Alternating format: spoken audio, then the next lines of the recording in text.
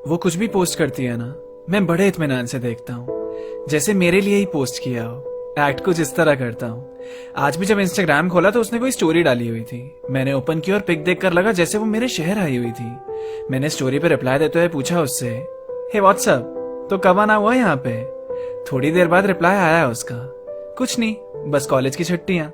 इतनी जल्दी उसका रिप्लाई कभी आया नहीं था इससे पहले। लग रहा था कोई जादू सा हो गया हो जैसे।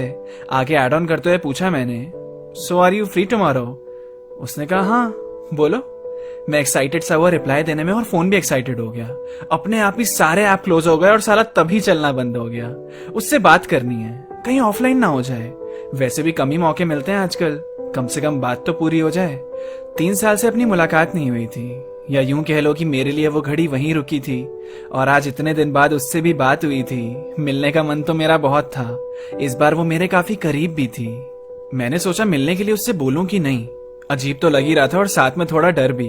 तो बहुत ज्यादा हिम्मत जुटाते हुए मैंने पूछा उससे, अगर कल तुम फ्री हो तो क्या हम मिल सकते हैं? उसने कहा ओके, वैसे कहाँ? मैंने बोला यही पास वाली कॉफी शॉप, कल 4 बजे मिलते हैं वहां। उसने कहा ठीक है, आई बी देयर। मैं शुक्रगुजार, गॉड ने सुन ली मेरी प्रेयर। मुझे विश्वास नहीं हुआ उसने हाँ बोल दी। लगा था कोई ना कोई बहाना तो जरूर बनाएगी। अब जो भी था सब ख्वाब सा था। इंतजार तो कल की शाम का था। मैं समझ चुका था नींद तो आएगी नहीं रात को। दिमाग ने भी प्ले कर दिया वो 3 साल पहले वाले पास्ट को। याद किए वो पल कैसे हम साथ रहते थे ना। मैं तो आज भी वैसा ही हूँ, वो भी वैसी ही होगी ना। मुझसे मिलने के लिए वो बहाने बनाया करती थी। मेरे कंधे को सिरहाना बनाकर चैन से सजाया करती थी। उसका बचपना बस मैं संभाल सकता था, या यूं कह लो ये बचपना वो बस मुझे ही दिखाया करती थी। पहली मुलाकात से आखिरी मुलाकात तक हम ऐसे थे जैसे दिल और धड़कन। फिर जब उसे बाद में शहर से बाहर जाना पड़ा, ऐसा लगा वो वक्त हमारे रिश्ते पे भारी पड़ गया। वो थोड़ी ज्यादा बिजी हो गई नए दोस्तों और पढ़ाई में। मुझे भी कोई आपत्ति नहीं थी वो कितना ही टाइम लगाए रिप्लाई में। हमारी बातें भी कम होती थी क्योंकि अब दोनों के पास ही टाइम की कमी थी। और फिर ये 3 साल का गैप बड़ा भी होता है ना काफी। चलो इन सब को तो छोड़ दो, मुझे बस एक चीज से नाराजगी थी। इतना साथ तो रहे हैं हम, फिर भी फोटो साथ में बस एक ही थी। अब इस मुलाकात में सोचा मैंने, कुछ पल तस्वीर में तो जरूर कैद करूंगा। वो कल जब मिलने आएगी मुझसे तो क्या कह के शुरुआत करूंगा? हाय हेलो से स्टार्ट करके फिर कॉफी के लिए पूछूंगा? नहीं, हेलो वगैरह के बाद उसका हाथ पकड़ के खुद शॉप के अंदर ले चलूंगा। हाँ, थोड़ा रोमांटिक भी लगेगा और पहले जैसा भी। शुरुआत तो हो ही जाएगी बात की कैसे भी। यादें सोच सोच के रिहर्सल कर करके रात तो कट गई। सुबह भी पता ही नहीं लगा कब आंखों के सामने से हट गई। तो अब तैयार पूरा होकर मैं निकल गया मुलाकात के लिए। एक्साइटेड मैं पहुंच गया डेस्टिनेशन पे 4 बजने से 15 मिनट पहले ही। इंतजार कर रहा था, रिहर्स कर रहा था, वो किसी भी वक्त आती ही होगी। कहाँ हो? मैसेज भी छोड़ दिया मैंने जिससे पता लग जाए अभी और कितना इंतजार है बाकी।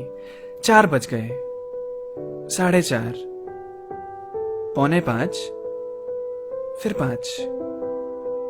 वो आई नहीं। कहीं भूल तो नहीं गई कि मुझसे मिलना था आज?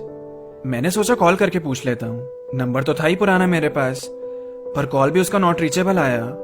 वो आएगी भी कि नहीं आएगी आज? एक और नंबर है, वो ट्राई करता हूँ, वो तो लग ही जाएगा। कोशिश करके देखता हूँ। मैंने कॉल लगाया उसे और रिंग गई। उसने फोन भी उठा लिया बराबर, बल्कि काफी जल्दी ही। मैंने बोला हेलो, कहाँ रह गई? उसने बोला शिट, मैं भूल गई, वो किसी काम से ना मैं बाहर आ गई हूँ, तो कभी और मिलने का प्लान बनाए प्लीज। वो थोड़ा अलग सा साउंड कर रही थी। मैंने भी बोला इट्स ओके, कोई बात नहीं। फोन रख दिया और वापस हो चला मैं रास्ते से। और सोच रहा था जब मन ही नहीं था तो मिलने पे हाँ क्यों बोला मुझसे? ना का मतलब ना होता है, पर उसकी हाँ का मतलब भी ना था। जो मुझसे मिलने के लिए बहाने बनाती थी, आज उसने ना मिलने का बहाना बनाया था। वो घर पर ही थी, बाहर नहीं। ये बहाना भी उसने जरा गलत चुन लिया था, या ध्यान नहीं दिया होगा उसने, क्योंकि फोन तो मैंने लैंडलाइन पे किया था।